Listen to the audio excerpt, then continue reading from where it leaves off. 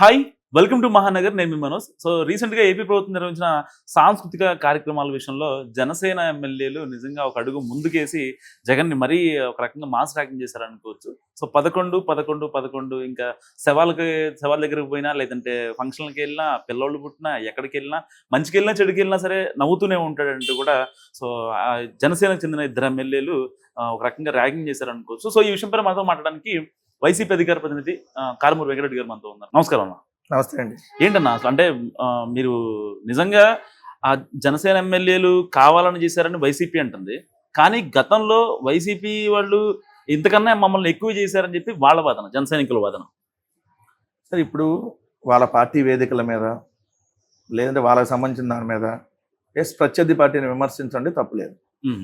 విమర్శకులు కూడా సహేతుగా ఉండాలి. ఇష్టం వచ్చినట్టుగా నోటికి ఎంత వస్తే అంత కారు కుత్తలు పోయకూడదు.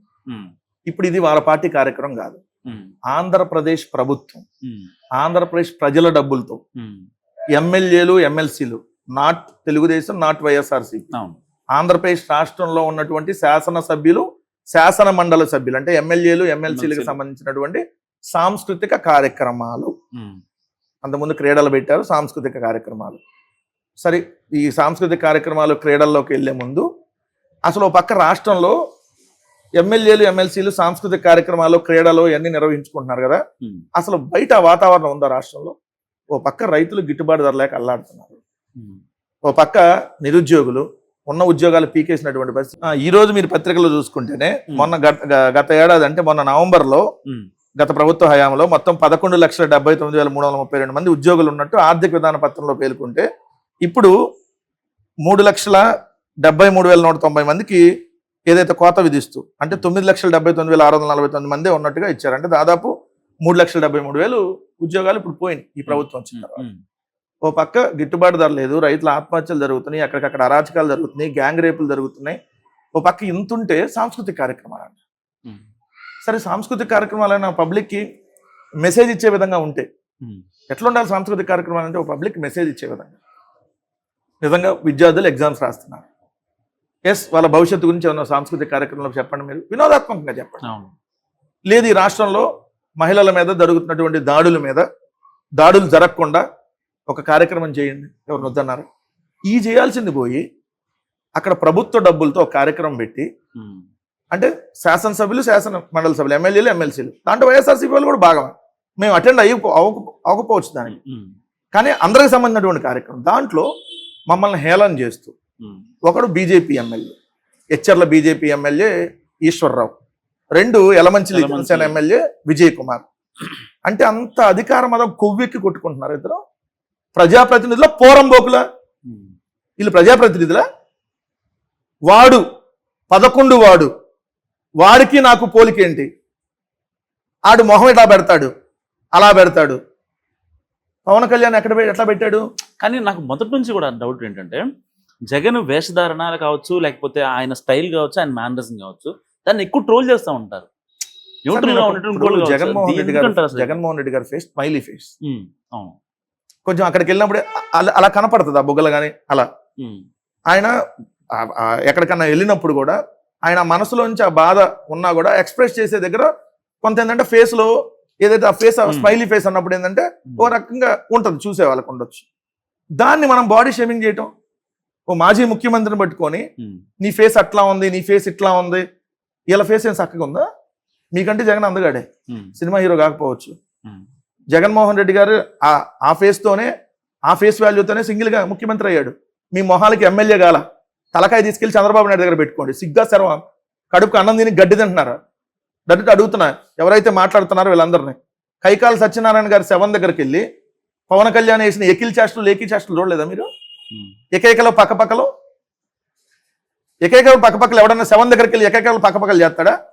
ఇదే చంద్రబాబు నాయుడు గారు హరికృష్ణ గారు శవం దగ్గరకు ఉండి రాజకీయాలు మాట్లాడలా? అట్లాంటి మీ టైపు కాదు మేము, మీలాగా చండాల వ్యక్తులు ఏం కాదు. రాజశేఖర్ రెడ్డి గారి కోసం ఎవరైతే మరణించారో ఆ రాజశేఖర రెడ్డి గారి మరణాన్ని తట్టుకోలేక చనిపోయిన వాళ్ళ కుటుంబాలని ఓదార్చడం కోసం ఓదార్పు యాత్రను చేసి కాంగ్రెస్ పార్టీని విభేదించి మేము వచ్చాం. అది మా చరిత్ర, మీకు తెలుసుకొని తెలియపోతే. మీలాగా పిల్లనిచ్చిన మామకు వెన్నుపోటు పడిచి ముందే ఒక రకంగా వెనకే ఒక రకంగా ఉండే టైపు కాదు. ఈ పవన్ కళ్యాణ్ లాగా నిజ జీవితంలో రోజుకొకరిని వదిలేసి ఈ టైపు కాదు. సో మాట్లాడేటప్పుడు చాలా పద్ధతిగా మాట్లాడాలి. మీ గురించి మాట్లాడితే గుడ్డలోడు దిగాలి మొత్తం. నేను మాట్లాడితే గుడ్డలపు తీసుకొని బయటకు పోవాలి. మీ రోత చరిత్ర అలాంటిది. సో మీరు మాట్లాడితే ఎలా జగన్మోహన్ రెడ్డి గారి గురించి? అయినా వాడు వీడు అని మాట్లాడతా ఎవడు వీడు? ఈ మాట్లాడేవాడు క్యాపబిలిటీ ఏంది? ఒక శాసనసభ్యుడు, ఇంకొక శాసనసభ్యుడు మాజీ ముఖ్యమంత్రి, ఆయన సింగిల్ గా ముఖ్యమంత్రి అయిన వ్యక్తి, ఆయన పట్టుకొని వాడు వీడు అంటే ఎకిలిగా లేకిగా చిల్లరగా నవ్వుతాడు ఆ ముఖ్యమంత్రి అని ఉప ముఖ్యమంత్రి. చిల్లర చేష్టలో లేకి అంటారు తెలుసు కదా, లేకి ఎకిలి. చంద్రబాబు నాయుడు అని పవన్ కళ్యాణ్ చేసింది లేకి చేష్టలు, ఎకిలి చేష్టలు.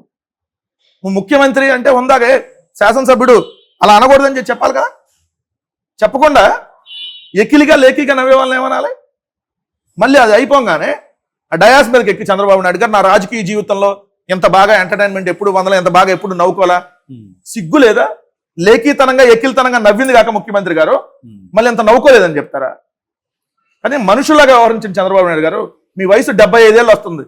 రేపు 4/20/2025 వస్తే మీ వయసు 75 ఏళ్ళు. 4/20/2025కి మీ వయసు 75. ఈ వయసులో మాజీ ముఖ్యమంత్రిని వాడు వీడు 11 వాడా? మీ మొహాలకి సింగిల్ గా ముఖ్యమంత్రి అవ్వాలా? తలకాయ ఆడబెట్టుకుంటారు తీసుకుని వెళ్ళి. సింగిల్ గా ముఖ్యమంత్రి అవ్వాలా? మీ చరిత్ర మీరు చెప్పుకుంటే మీ అంత చండాలపు చరిత్ర ఇంకోటి ఉండదు.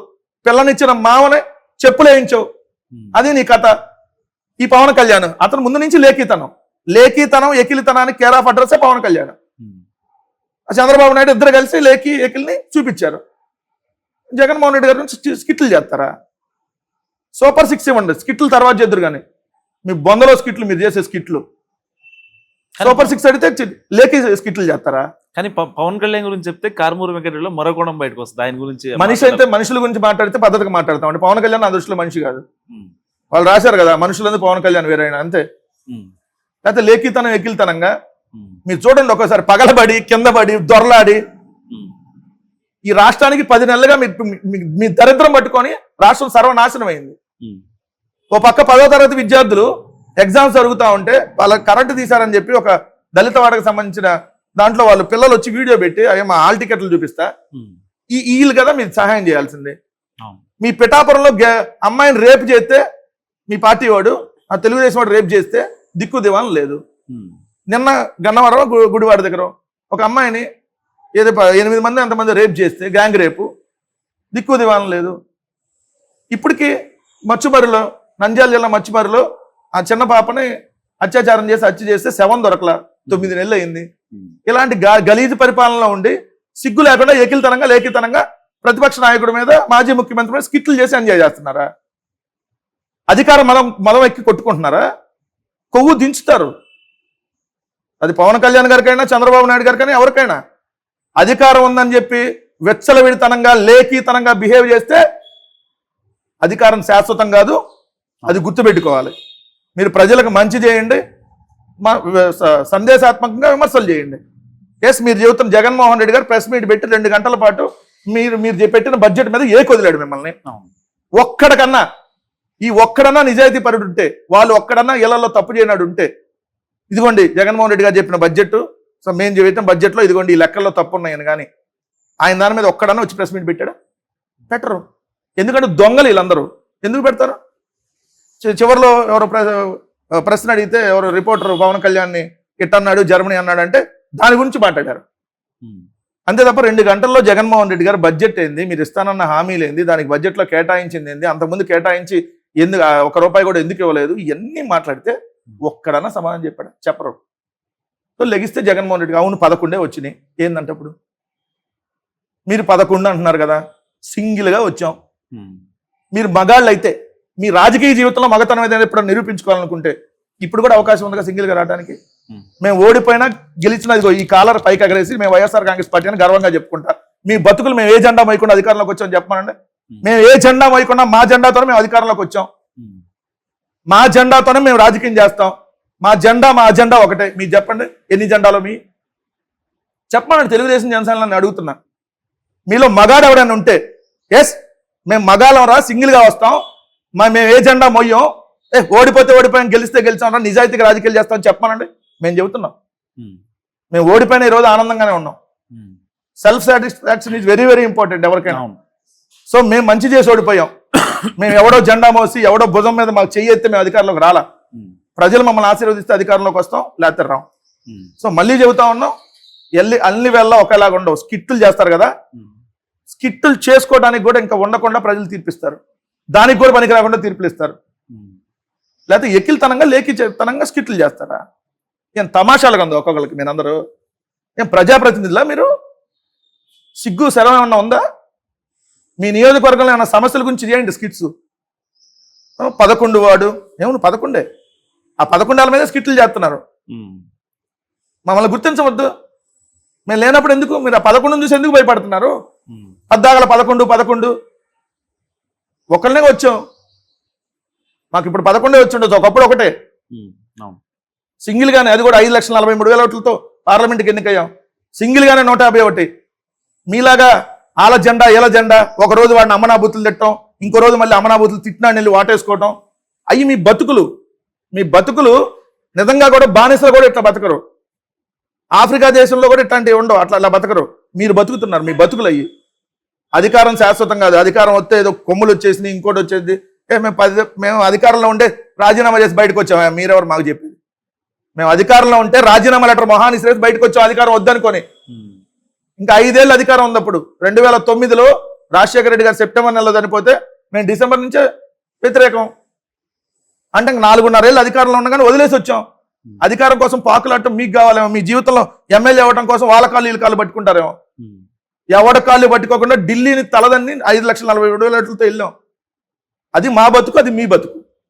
సో మాట్లాడేటప్పుడు ఒళ్ళు నోరు 2 దగ్గర పెట్టుకొని మాట్లాడి. మీరు ఎమ్మెల్యే అయితే ఎవరికైనా ఎక్కువ ఏమైనా కొమ్ములు వచ్చినాయి? జనసేన ఏం బీజేపీ వాడు మొహానికి ఒకసారి ఎమ్మెల్యే నేను అనొచ్చుగా వాడు వీడని. ఉమ్, జగన్మోహన్ రెడ్డి గారిని పట్టుకొని వాడు వీడంటే నీ మొహానికి నువ్వు ఒకసారి ఎమ్మెల్యే.